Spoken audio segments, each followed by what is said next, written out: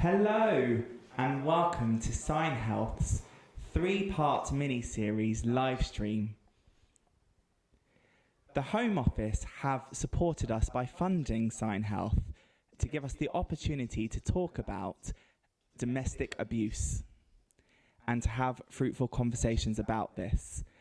This live stream will be voiced over and captioned, so all information will be fully accessible. It will be recorded and later we will upload it up onto the SignHealth website, meaning it will give you another opportunity to watch it again. Today is the second of our live stream event, and today we are going to be discussing about emergency support in connection to domestic abuse, both for victims and for survivors. Now, I would like to take this opportunity to explain the difference. So, we've got domestic abuse victims.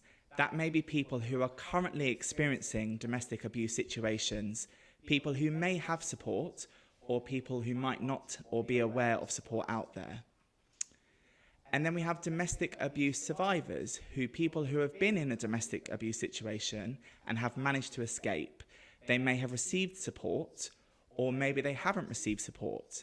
It is possible, like anyone, it might be because they didn't know that there was support out there.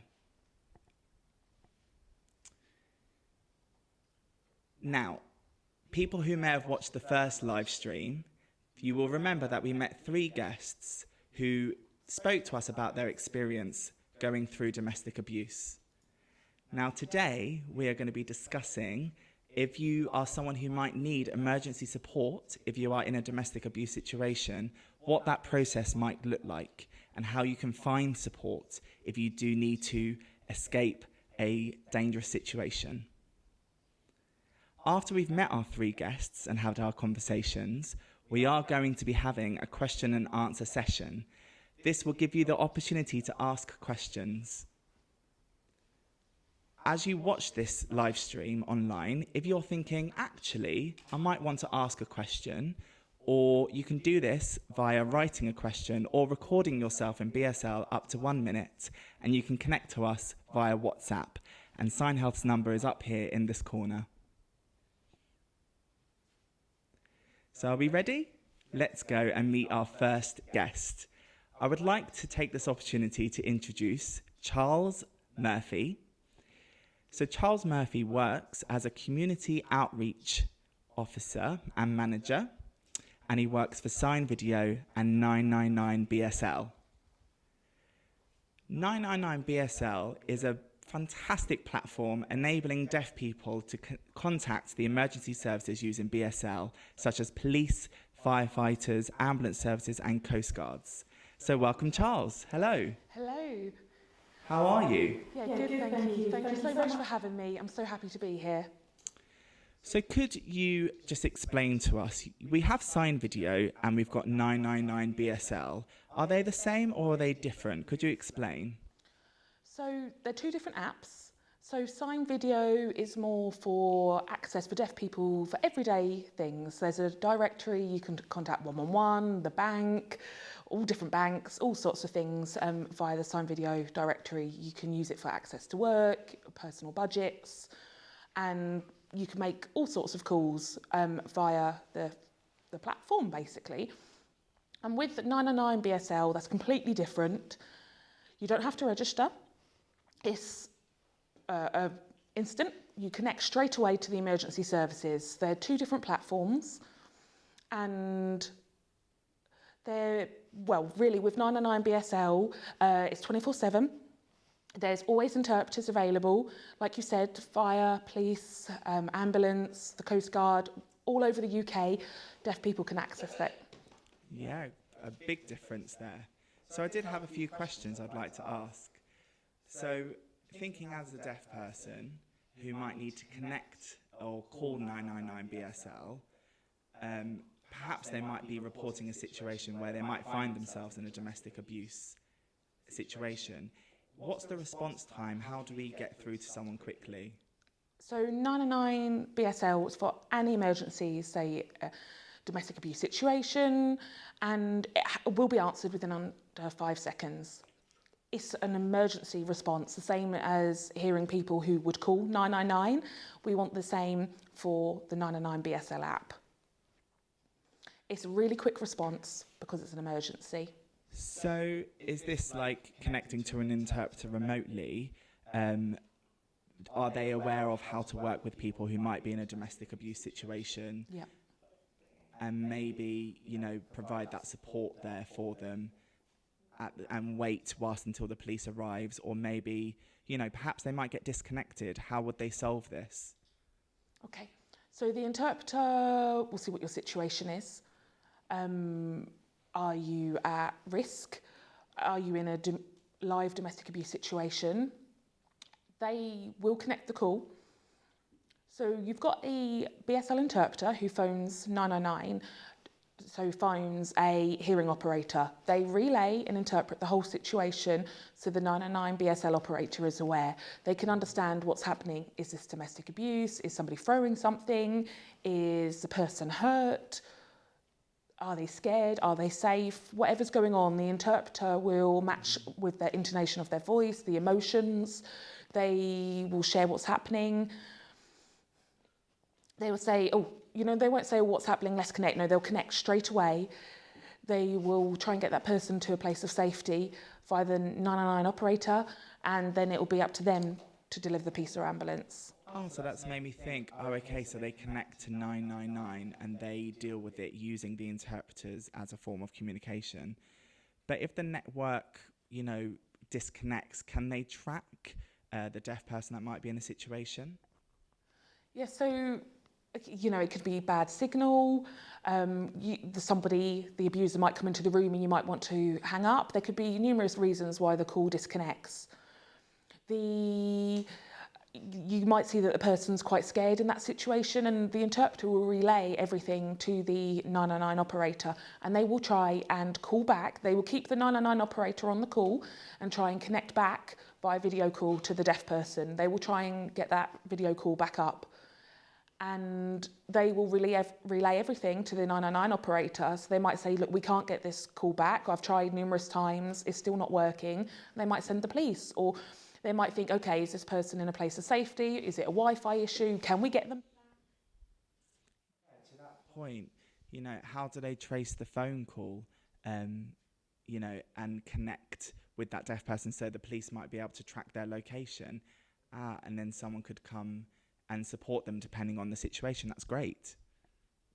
Yes, the interpreters don't judge. They will just relay and interpret the whole conversation in a neutral manner. If they might falter with their voiceover. So they will match your intonation with how you're signing. They will relay everything to the 999 operator. They will explain your positioning, if it's come up on the system. Because when you make the 999 BSL call, it says, do you allow GPS location to be shared? And if you click yes, the interpreter then can see where you are, your rough location, and they can check with you, is this where you are? And then they'll pass that over so 999 are aware. Fantastic.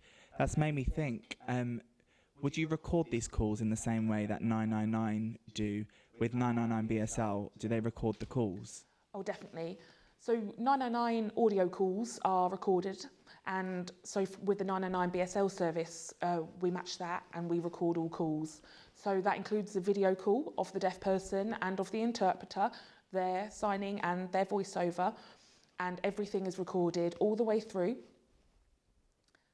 And at the end, it's the same with a hearing audio call. The call is downloaded, it's put into the same storage, and it's only access for quality assurance. If the police need to follow up something, they need maybe evidence for a case, they can go back and get it. It's only access for specific examples, and you have to then get that evidence. You might use it for a court case, for example. Fantastic. So that's not the same with signed video, is it? No, signed video isn't recorded at all, whereas 999 BSL is.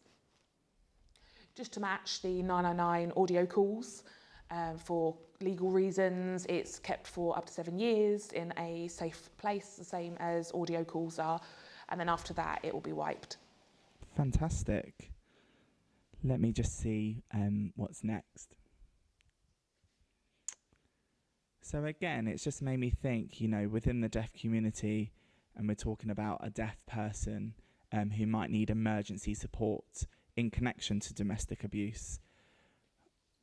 Perhaps it might not be an emergency, but they might need help going through that process. So perhaps they might need to share some information, or would you be able to signpost them to the right place? What can you do? Yeah, definitely. We have signposts. For the non-emergency services, there's 101. Unfortunately, that isn't nationwide. It's just for some regional areas, but you'll be able to look in the directory to see if your region's on there, your regional police force, and then you can contact them. And there's also the domestic abuse helpline for Refuge UK. You can even go to the police station. And we would definitely recommend using, obviously, SignHealth services. Yeah, fantastic. Yeah, and it's made me think, of course, Sign Video's in its own entity, and then 999 BSL, and then the interpreters have the same training, but maybe 999 BSL, do they have more training? Oh, definitely. So the 999 BSL interpreters are trained to the same level as the operators there, because the interpreters have to be aware, they could be in that situation and seeing what's going on live. And, they might be seeing a scenario develop. So there's regular training for the 999 interpreters. We cover different topics, different scenarios, like what happens, the jargon, the terminology, and the interpreters are regularly developing and training in this specific environment.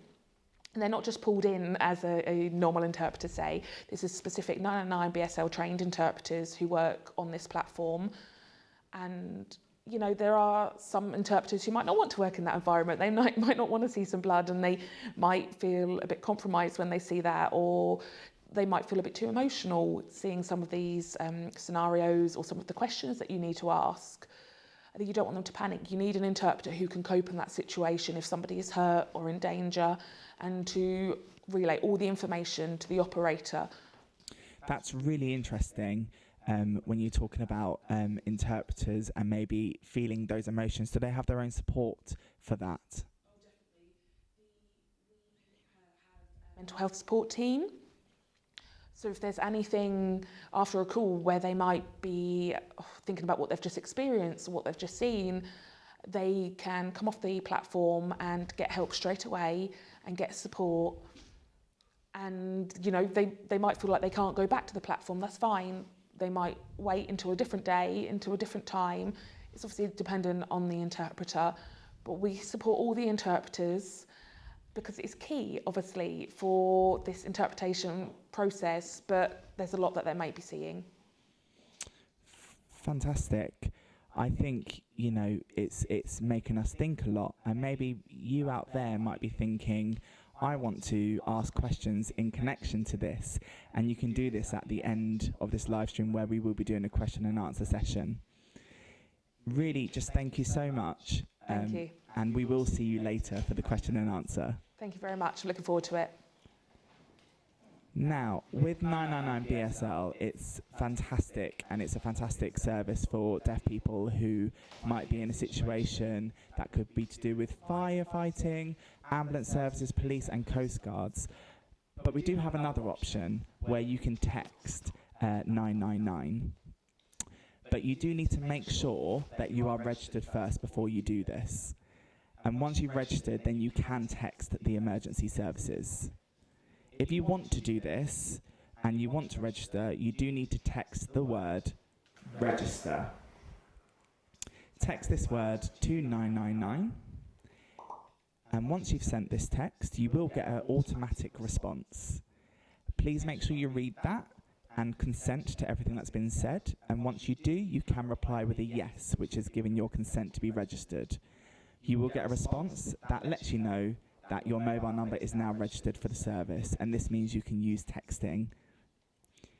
And just a reminder, if you are thinking that you want to ask any questions, please do post these, or perhaps you might want to video yourself in BSL to ask a question. Please do make sure this is up to 1 minute. We will have a question and answer session right at the end where we will be able to answer these questions. So we've had our first guest and now we've got our second. So I would like to share first the crime survey based in England and Wales conducted a year's worth of research up until the end of March 2023, where they got the statistics that say the following: 2.1 million people aged 16 and above themselves have been in a domestic abuse situation. People who identify as a woman, that's 1.7 million, and then 750,000 men who identify as men that have been in a domestic abuse situation. And this is really important to remind you that if you are in any sort of incident, it is important to report this to the police. So I would like to welcome our next guest, who is Lawrence Wheeler. And Lawrence is based in Hampshire and the Isle of Wight.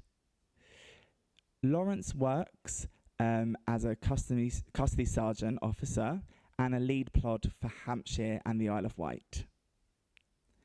Now, I would like to add, we do have an interpreter here. As Lawrence will be speaking, the interpreter will be working into BSL and explaining on what you can do if you want to report anything. Welcome, Lawrence. How are you? Well, thank you.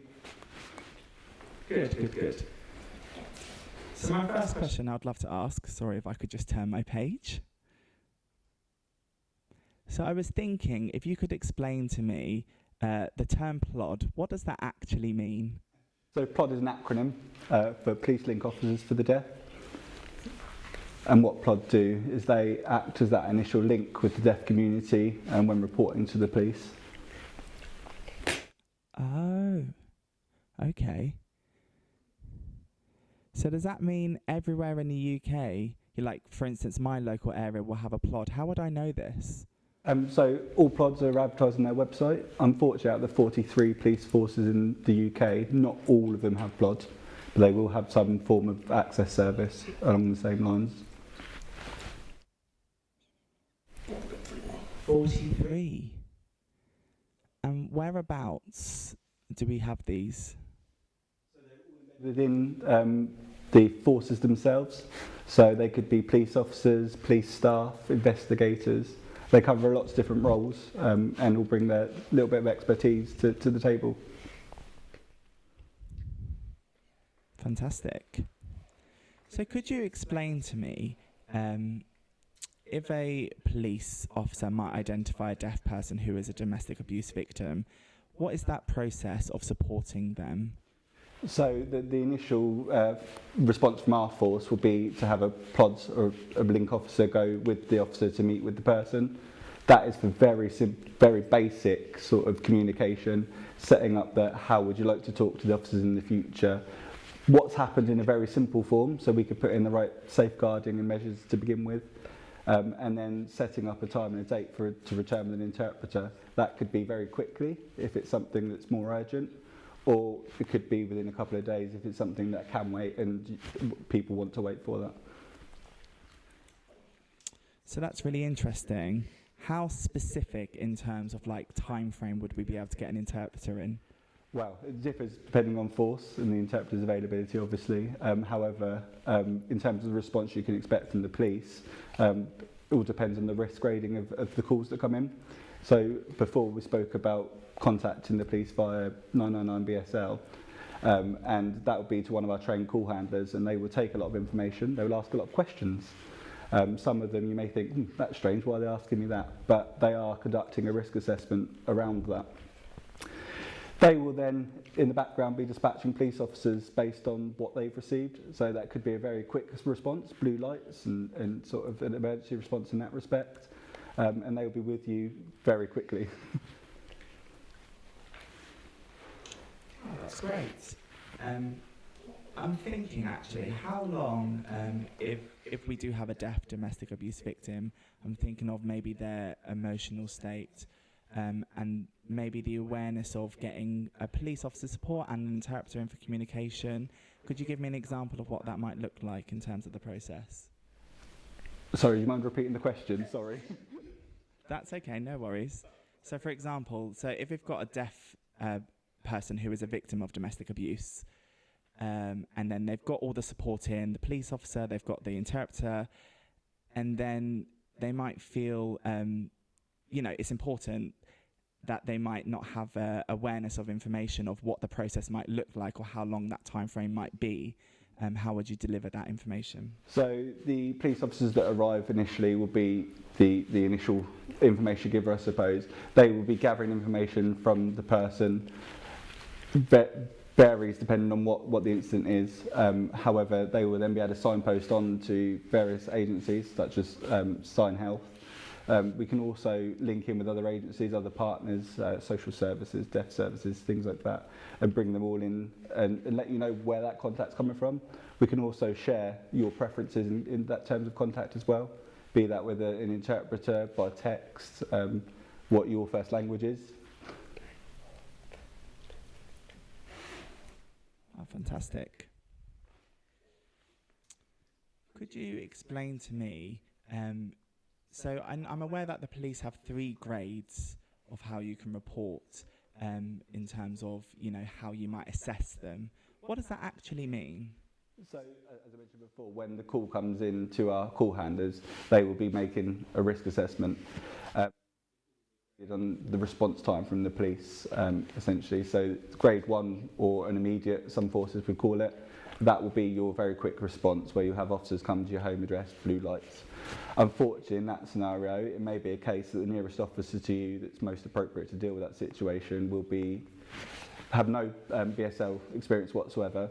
However, in the background, the call taker will be looking for the nearest plod officer, the nearest officer with those language skills to come to you as well. And the reason they do that with police officers first is that situation is very quick, it's very immediate. We don't take interpreters into that setting because we don't know what the dangers are, we don't know what they're going to be presented with, we don't want them to become a witness to a criminal proceeding, so we will save an interpreter for later and bring the officer instead. They won't have the same language skill level as an interpreter, obviously. However, they were there to help facilitate that initial contact until an interpreter can arrive.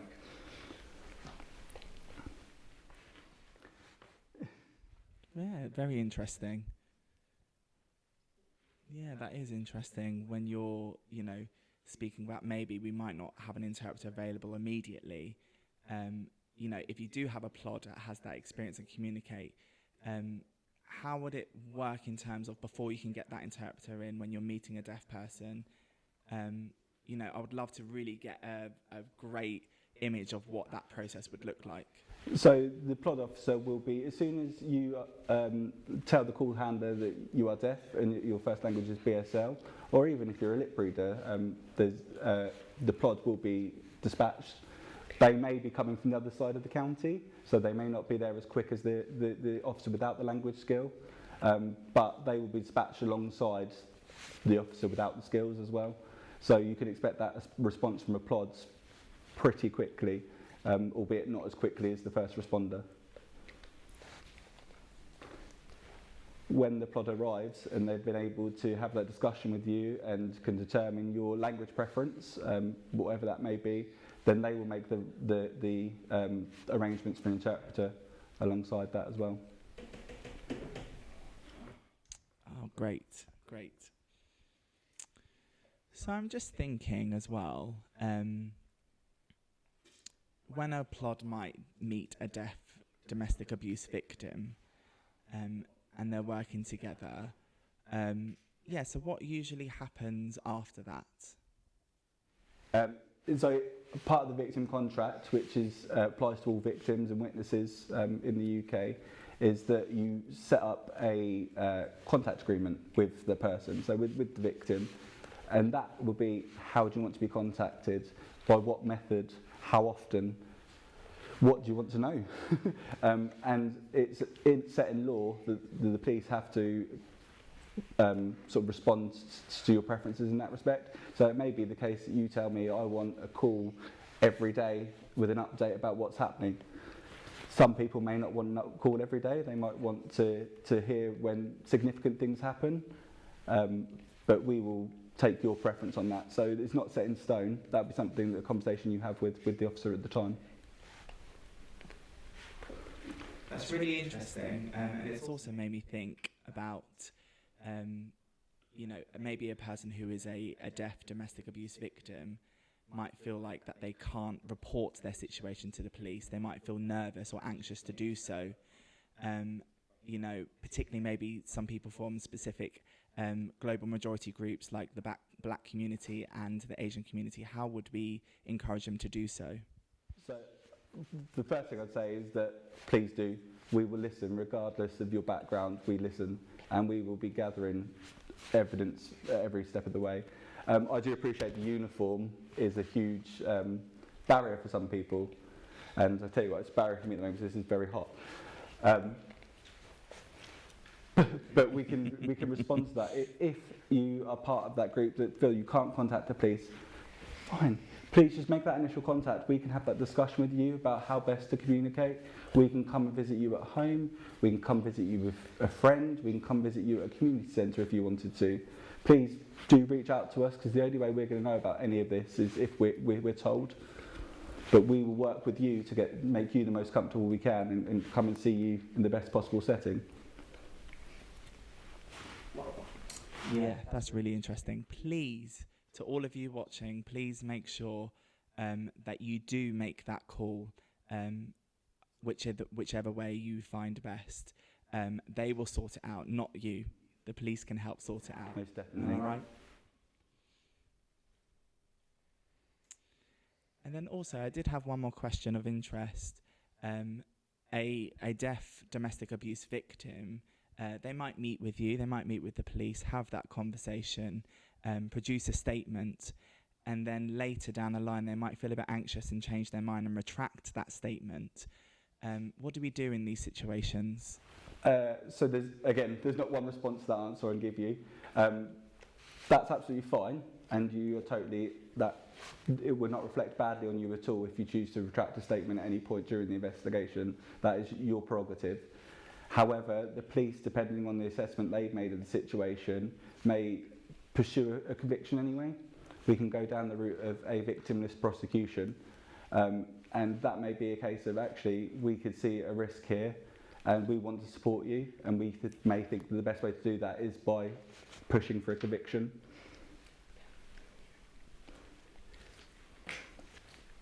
If it's the court process that is worrying, again, please try not to worry. I know it's very easy for me to say, having been there many times. However, we will walk you through it. There will be processes where you can go and visit a court. We could introduce you to all the different people, what they wear. Some wear some fancy wigs. We can explain the purpose for all those, and we could talk you through the entire process. It's not a case of just show up on day one, there you go, off you go. We will explain and can walk you through it. Mm-hmm. Yeah, that is the key point to it. Thank you. I really appreciated this conversation. So we will be seeing you later for the question and answer session. And thank you. That was a lovely conversation. And just a reminder to all of you watching, if you have any questions, maybe specifically to Lawrence about PLODs, please do text us or record a video in BSL up to 1 minute, which will be included in the question and answer session at the end. So now we've got our third guest. I would love to welcome Sahar. Sahar works for Refuge UK. This organisation is the UK's largest organisation for domestic abuse, focusing on women specifically. Sahar herself is hearing, so again, we do have our interpreter here to provide access. And Sahar will be speaking to us about domestic abuse victims and survivors.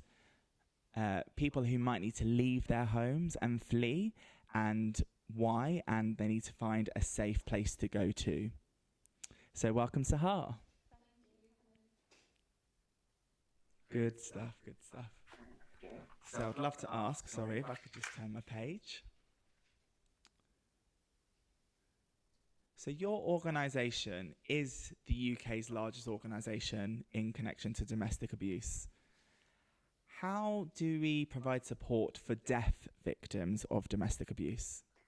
Yeah, so our charity is one of many amazing charities that provide domestic abuse support. We're the largest frontline provider of frontline services, and we really wanted to expand our support to include deaf victims and survivors, but we are not the experts in this. Organisations like SignHealth are. So we got in touch with you, and you provided our frontline national domestic abuse helpline workers with some training, and also talked us through how we could make our services more accessible to deaf victims and survivors.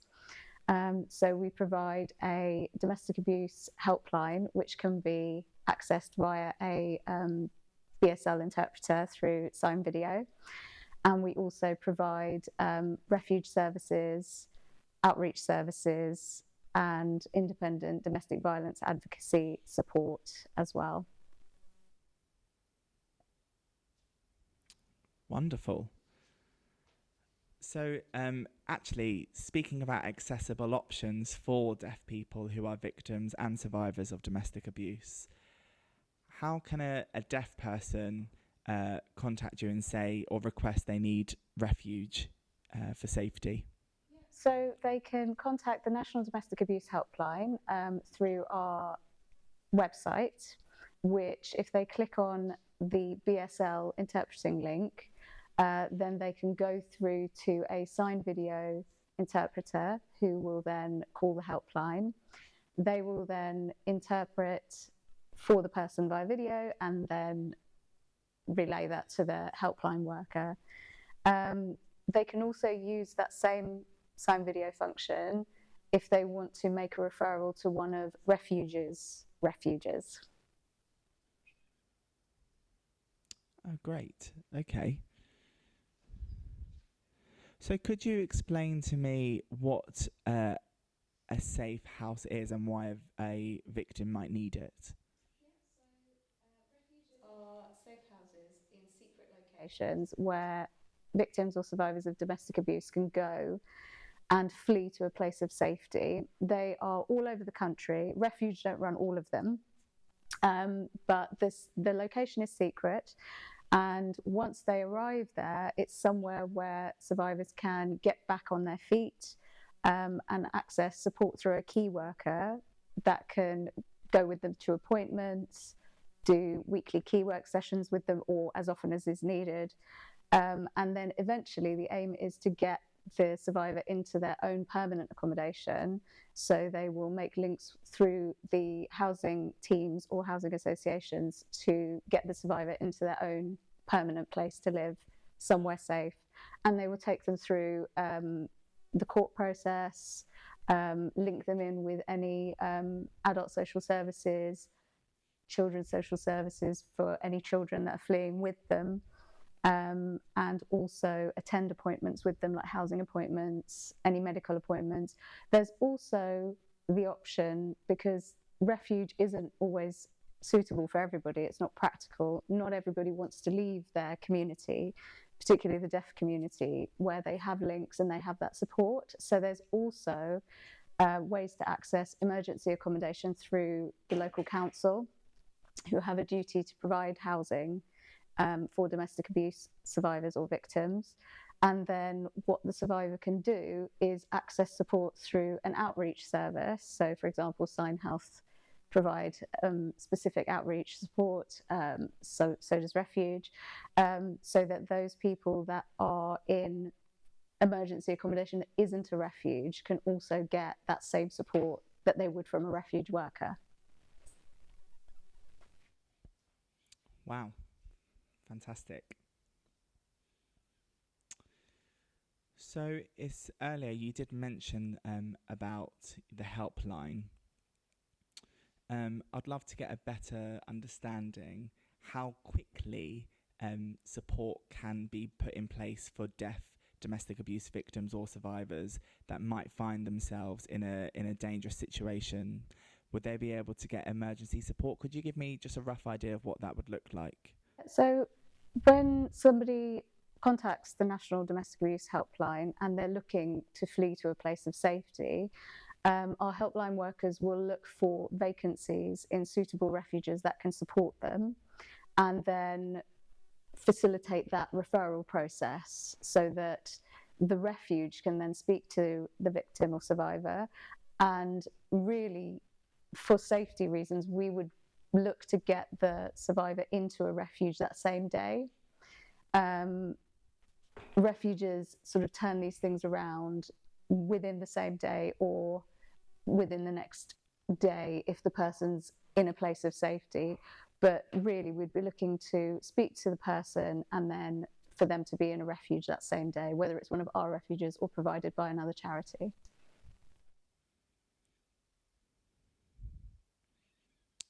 Fantastic, thank you. And a person who is a deaf domestic abuse victim or survivor, you are obviously making sure that the accommodation is appropriate for them, such as maybe a deaf person might need modification in terms of equipment. How quickly can that be provided?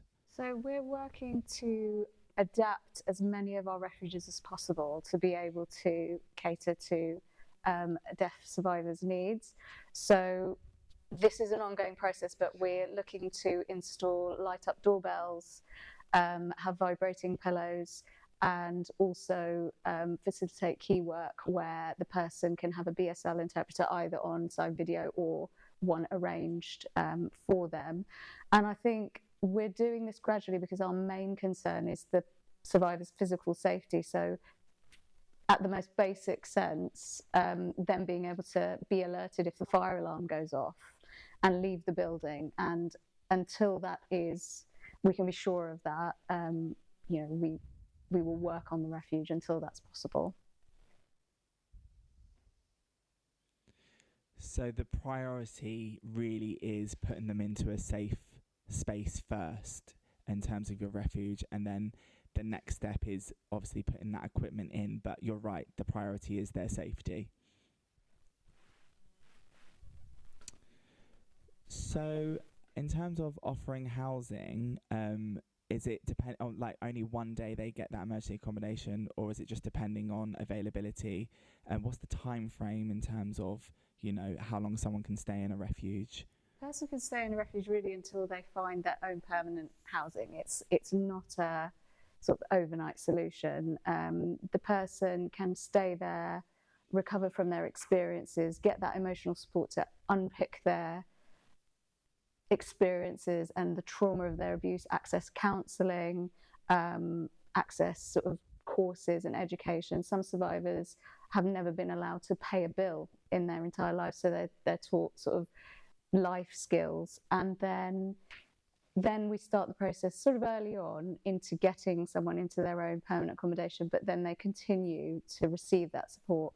And it really depends when that accommodation becomes available. Unfortunately, the availability of housing there can be really long waiting lists, especially in London. But we'll work with the council to get them permanent accommodation as quickly as possible.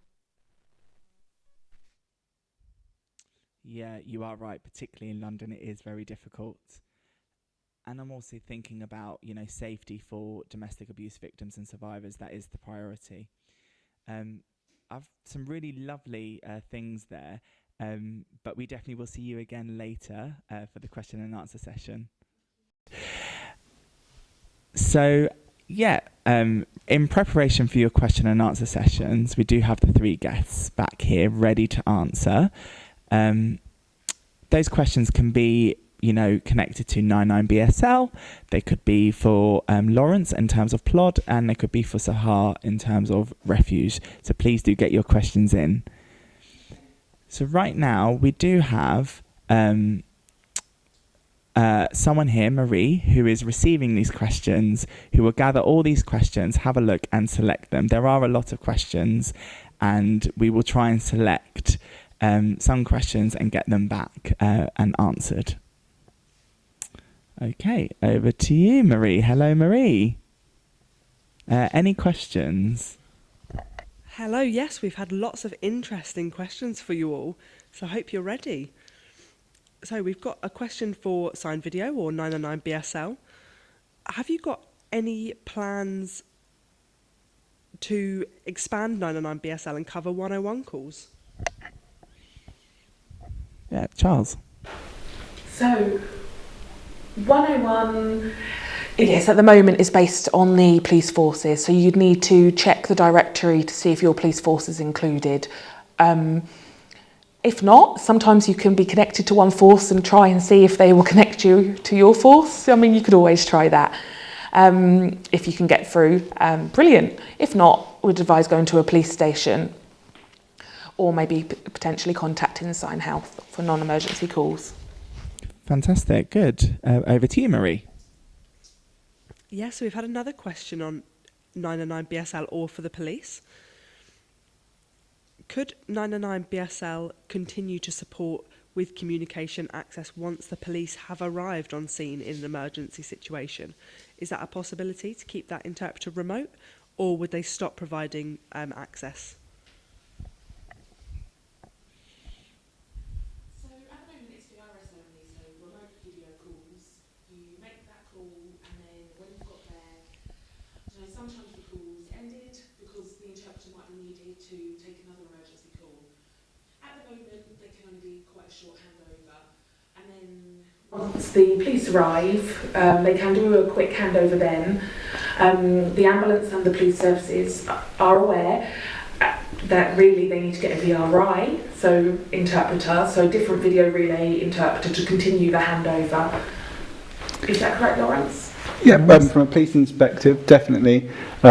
We will try and get, like I said, plod there initially. However, most forces now will have access to technology such as a mobile phone or an iPad, and they will be able to connect via a video relay to an interpreter if needs be.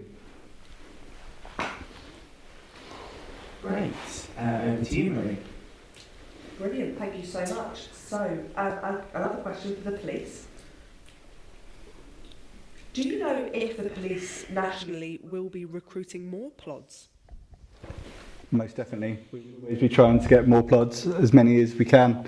The funding for training and things like that would be the key part. But part of my job, in a strange roundabout way, is almost to make my job redundant. We want deaf people to have the same access to the police as everyone else. So if we can remove plod, then great. But they won't be going anywhere anytime soon. Because that service is there and we would always look to expand it. Fantastic. Okay, another question, again, potentially for the police. We've had a comment from a deaf Asian woman who has had an awful experience after contacting the police, and unfortunately communication has failed again and again. And so if that happens again, what would you advise her to do in the situation, or for anybody else who's struggling to access the police? First of all, to that person, I'm very sorry if we've let you down. I'd like to think it wouldn't happen again, and we will do our best to make sure it doesn't happen again. If you are having complications with access, there's always, it's listed on websites and things as a complaints procedure. However, it can also work as feedback. Please do give it to us. It not all received as complaints. You won't be in any trouble for sending us a complaint at all. They will be picked up by our head of professional standards department, and they will respond to you. And also, we have independent members such as police and crime commissioners. If you feel the service from your force isn't correct, please contact the police and crime commissioner. They are there to hold the chief constable to account. And by pushing the chief constable, that's the top police officer, they can affect change.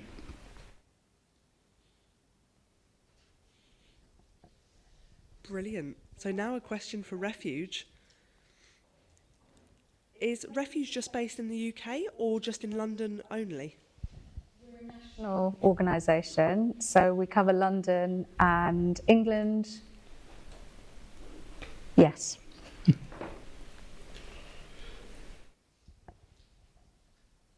Fantastic. So we have got a lot more questions. I'll just have a look. Again, another question for Refuge. So if there's a deaf woman who's going into Refuge, but she hasn't bought her phone or anything like that, how would they be able to communicate with you? A lot of victims and survivors have to leave with nothing. So most refuges will have clothes that have been donated, toiletries, some food to get started, and also if somebody's had to leave their phone, either because they've had to leave it or because the abuser is tracking their phone, then we will provide a phone for them.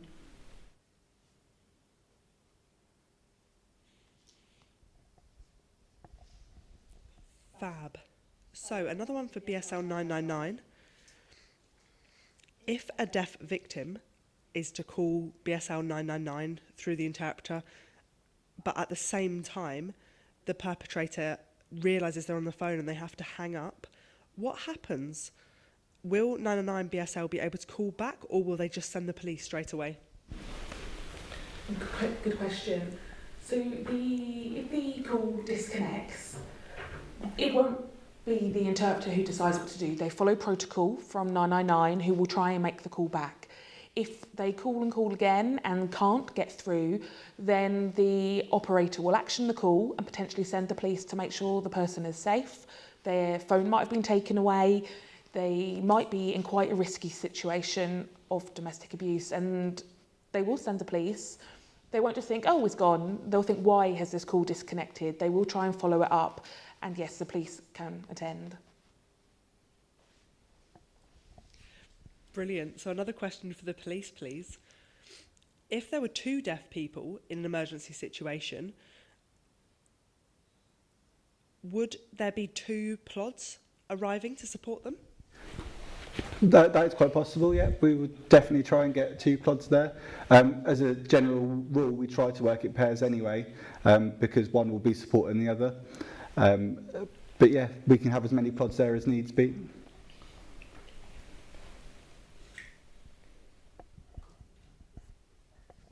Okay, so another question for everybody this time.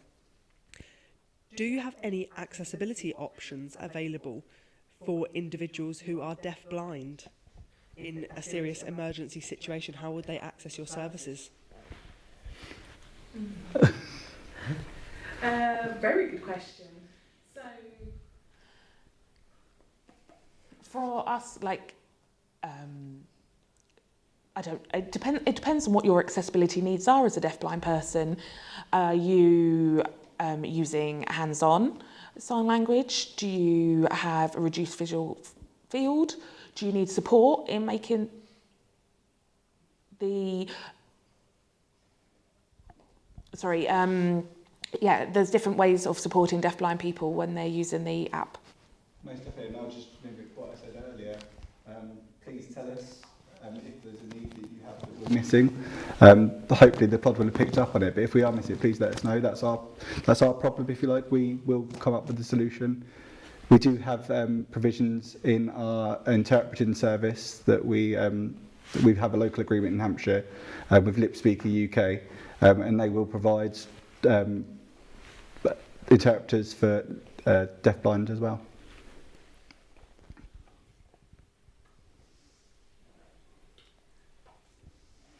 Okay, so a question for Refuge. If I wanted to go into a women's refuge, how would I be able to refer myself? If you contact the National Domestic Abuse Helpline, there is a way of being put in touch with one of refuges who are signed up to Sign Vision, and you can make the referral that way. So in the same way as speaking to a helpline advisor, you can also talk to a refuge worker with a BSL interpreter.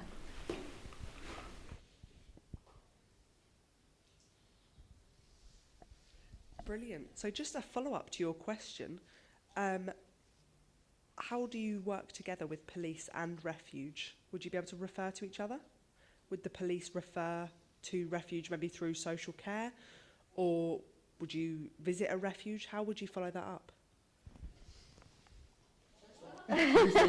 So we work with the police and social services to make referrals. So professionals can also make a referral on behalf of a victim, and in some cases the police will work with the police, and if the survivor needs to be brought to the refuge, then the police can bring them in some cases. And if there's an ongoing case, then the key worker or outreach worker will work with the police on an ongoing basis to make sure that they stay in touch with each other to support the survivor.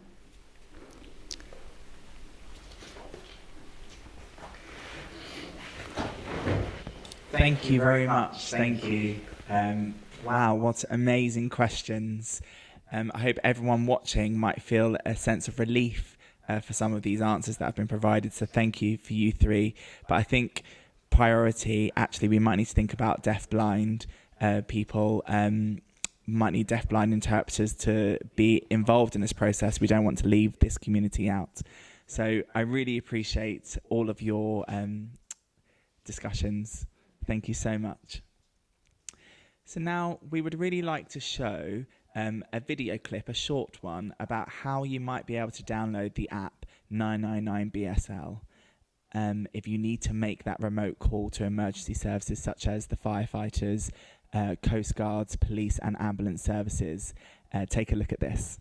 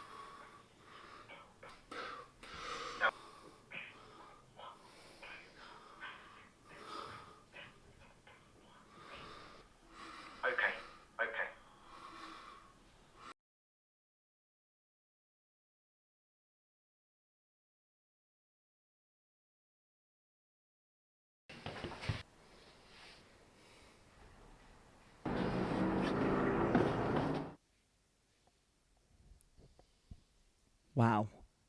Yeah, I really want to say thank you to each of our guests who have been here and contributed. And 999BSL, the app, is incredibly valuable for us within the deaf community to communicate using our native language to contact the emergency services. A reminder that you can text 999 if you have registered first. Make sure you do register and then you can use that service. A real big thank you for the live stream today and for watching. Thank you to my guests as well. And thank you for, everyone who has watched this live stream and been involved in this program. Really appreciate what everyone has contributed and the education we have all received about the process if you do find yourself in a domestic abuse situation, for both victims and survivors who might need to contact, for instance, 999BSL. We have the app to make sure that they know the police can match our needs, and also to know where they can find a safe space to move themselves to if they need to. So we have options out there, for contacting in an emergency situation, but you do need to download that app. Download the app 999BSL. So we will be showing a QR code. That QR code, if you take a scan of that, it will bring up the option to download 999BSL on your smartphones.